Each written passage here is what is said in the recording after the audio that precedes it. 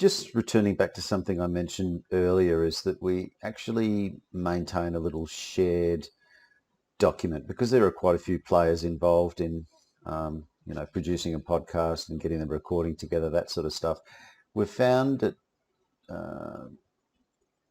easiest to record a lot of the essential information for the podcast episodes and the schedule inside a Google Sheet. So this is mainly used by Jules and I, but she's got some marketing people who do some episode descriptions for her and that sort of stuff. So we have a need for lots of people to contribute to assemble all the information required, and this is what it looks like.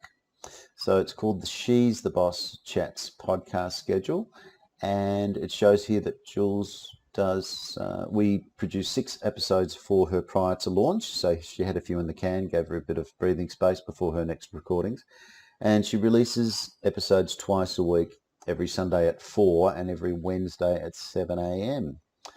So down here we've got a list of headings, and I'll just walk through each of them for you, but we're going to specifically highlight this particular episode that we're going to do together, where Jules interviewed her friend and colleague Louise Marler. So the first item we have here is the episode number.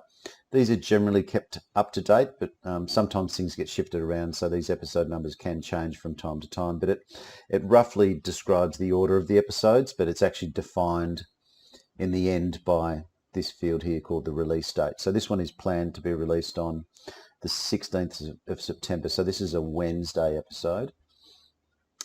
So we have here the episode name. So this is the title that we're going to use when eventually we create the episode blog post. And so here we have Louise Marler, who's a global keynote speaker, an ex-opera singer, and there's a bit of a story I'll tell you about that. She's quite an amazing individual.